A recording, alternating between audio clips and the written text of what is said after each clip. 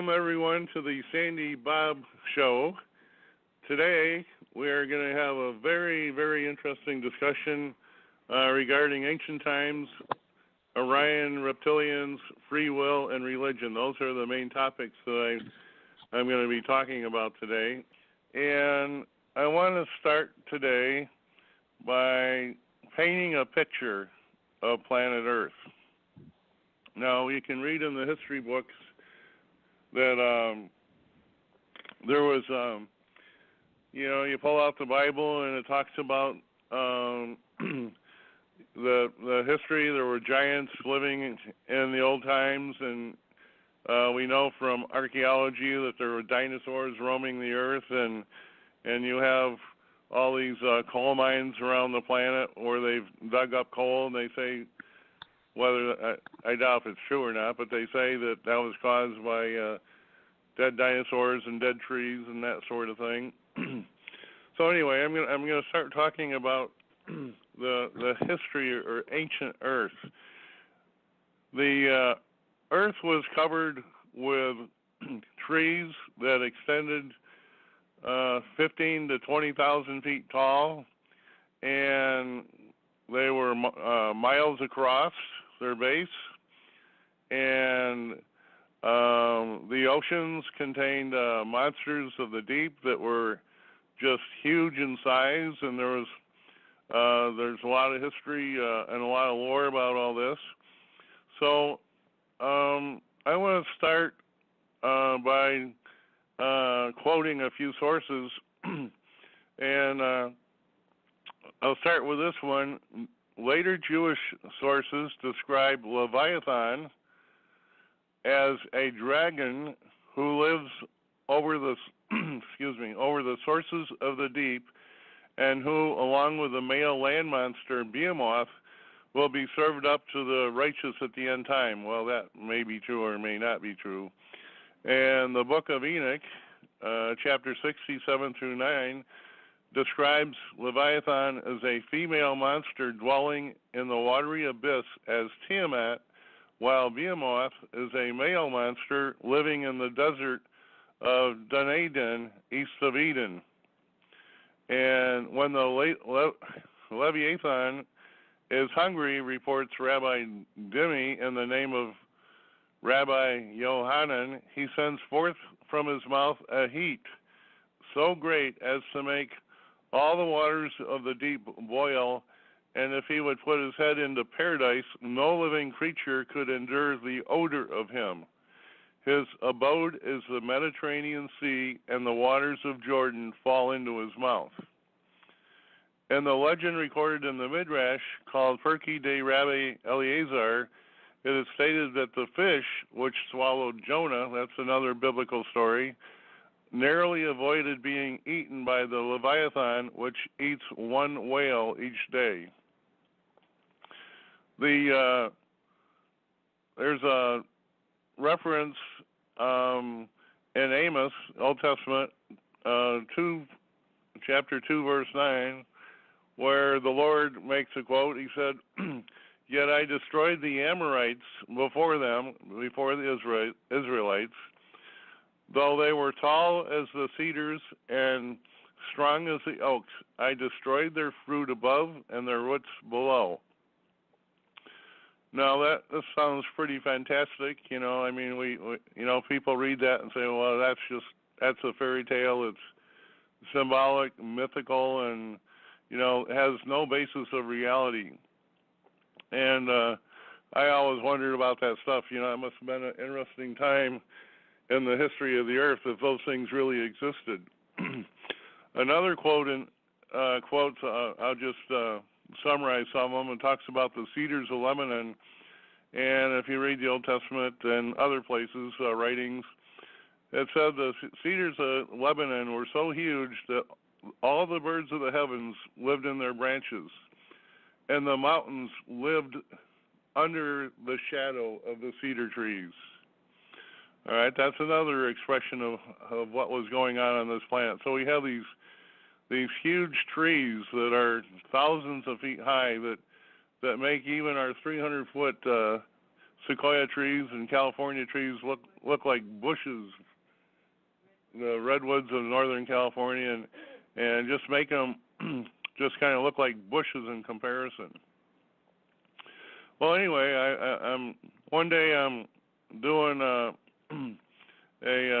just browsing on the internet and YouTube, and I came across a YouTube that was done by Mr. MRB333, and you can look this up, and it's still there. And this guy, I didn't even get his name because he didn't really say who he was, but the quote on YouTube says, "Man finds huge cedar tree," and so I watched this video, and what this Mr. RB333 had a friend that sent him a video that he found on Google Earth. And what they found was over in the eastern Mediterranean on an island, they found what was what you would call the stump of a tree. And from ground level, you would never even know it. But from the satellite view, this stump looked just like a tree stump. It had tree rings and all the characteristics of a tree that was cut off flat, just like you might cut down a 3-foot diameter oak tree in your backyard. It had the tree rings and all that. Excuse me. So upon further investigation, he went in and measured it, and this trunk root that was cut off measured on Google Earth. It measured 7 miles in diameter. Just across the base of this trunk was 7 miles. And the question was, well, it sure looks like a trunk. How could it possibly be? Well, it turns out that right where this tree, this huge cedar tree, was apparently cut down or felled, all the branches and the tree trunks were still laying on top of the ground, clearly visible by satellite. And so you could see all the outlines of the branches, and you could see all the leaves in the ground.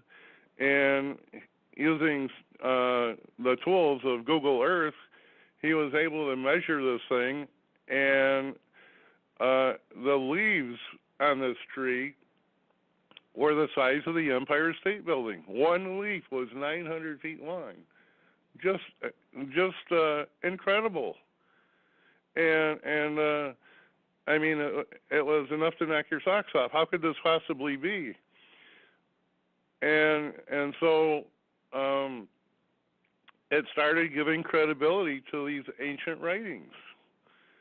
And then other people picked up on his work, and they started looking around, and they found that there's these tree trunks that have been leveled. They're just cut off flat as a pancake right across the top, are all across the planet, everywhere.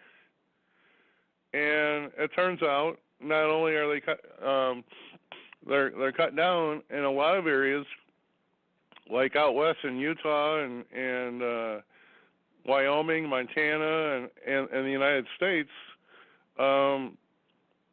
They actually created small mountains just from the size of the trees that fell. All these ravines, mountain ravines, are just nothing other than the branches caused by these felled trees. That's how huge it was. And it's just unbelievable. I mean, it's astonishing. It belies belief, but it's all true.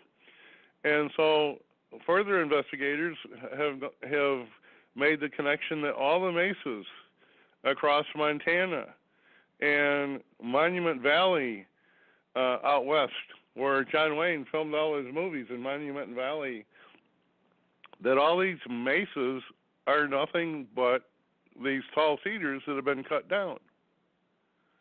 And so it adds a lot of credibility to all this. And then other people have gone down to South America and have shown that just all across South America, Patagonia, and all those areas, I mean, these are absolutely huge.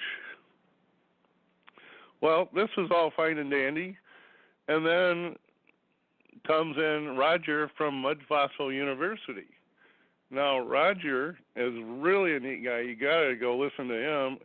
Mud Fossil University. If you look up Mud Fossil University on YouTube, you'll get right to a lot of the things that he's done, and he's taken everything to a higher degree than anybody's ever thought about before. And he says, hold on a second. You know, not all these mesas are fallen trees. And he goes on, for example, to show that, for example, the Devil's Tower that's located out in Wyoming, it was the main feature of the movie Close Encounters of the Third Kind. He goes on to show that that is not a tree stump. It is a giant's leg that broke off at the bottom of the Achilles tendon. It's a foot. It's a footprint. I mean, it's part of a foot. And then he goes on to show that what happened is we had all these giants living at that time, and just as I read a minute ago, and I'll go back to it, the quote, "Yet I destroyed the Amorites before them, though they were as tall as the cedars and as strong as the oaks." Well, you had these group of giants that were as tall as the cedars. And the cedars were like 15, 20, 25,000 feet high. And so we had all these giants out there that were maybe 1 or 2 miles in height and maybe more. And one thing that Roger from Mud Fossil University did, he went out to Wyoming, and he says all the anatomy of a human giant foot is in that Devil's Tower. It is not a tree that's cut off because it has all the ligaments and tendons and it is the perfect anatomy of a foot. And then he goes on and he's discovered that these giants are all over the earth, but nobody's recognized them. They're laying on the ground everywhere, and some are they're in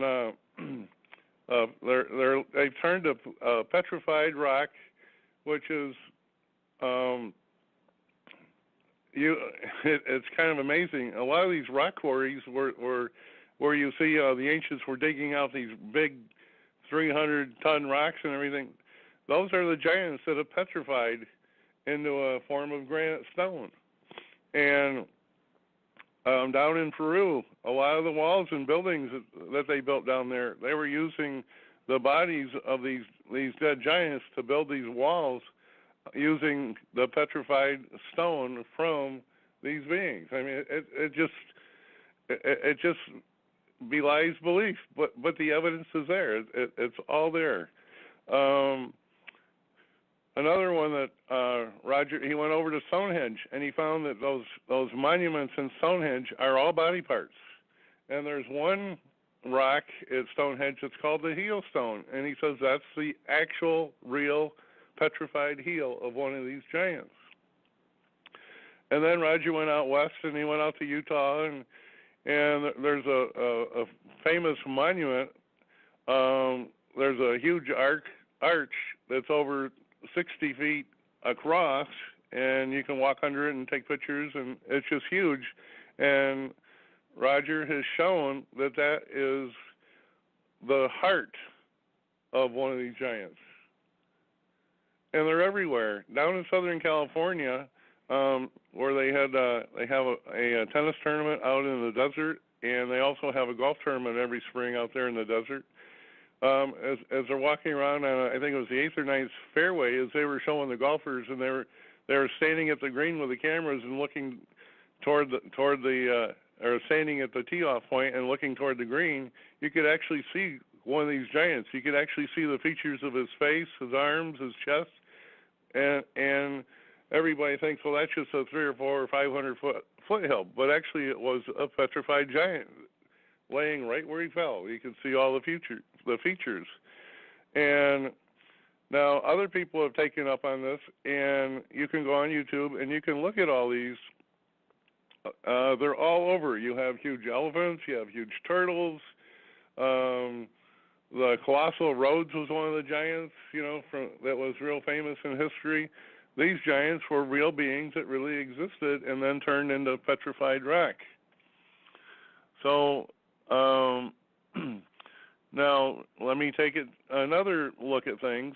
Satellite views now show, and you could not see this before the advent of satellite, but you can go on Google Earth, or you can actually see it on Google Maps. Anybody that can't afford to pay for Google Earth, just go on the Google Maps and put in the Eye of the Sahara over in North Africa, up by Morocco, and the Eye of the Sahara is a replica of the city of Atlantis. Apparently, back in the time of Atlantis, they built a city that met all the descriptions of what Plato and Solon and all those guys wrote about Atlantis before it sank under the ocean. But apparently, from satellite view, there's about 2 or 3 replicas of Atlantis that are actually visible from satellite, and just in the area of Morocco from satellite. And if you go on to Roger's Mud Fossil, or go on to YouTube and watch Roger's presentation, he shows that there is a dragon still laying on the ground across North Africa that extends for over 200 miles, and he was attacking a huge fish that was over 100 miles across. And it's laying there right out in the Sahara Desert. And upon further inspection, you can see that the Sahara Desert used to be what I would call the Sahara Ocean, because this fish was in a body of water. I mean, fish don't swim around the desert; they swim around oceans. So there was an ocean there, and the evidence is clear that some sort of catastrophe happened that caused that Sahara Ocean to drain off to the west, and you can see the path where the water just poured out like a deluge, and it drained the Sahara Ocean, and it became the Sahara Desert. It's very clear. I mean, there's just absolutely no doubt in your mind that this happened. And some people are saying that fish and the dragon and Rogers, the scales are still there. I mean, it's still in decaying form, so it had to be in very recent geological times. The scales are very evident, and on this dragon, and it had a fluted tail, so they know it was a female dragon, which exactly fits the written descriptions in the Chinese records of what these dragons actually look like. So a lot of this stuff that I'm talking about, all this destruction is, all these big, tall cedars got cut down. You got all these things that happened probably, we know that Atlantis sank around 11,600 years ago, and we think that the Sahara Ocean got drained at about the same geologic time that Atlantis went down. So, and that's just within the last 12,000 years. So the question is, well, what happened? What in the world caused all these disasters to come to pass on the planet Earth?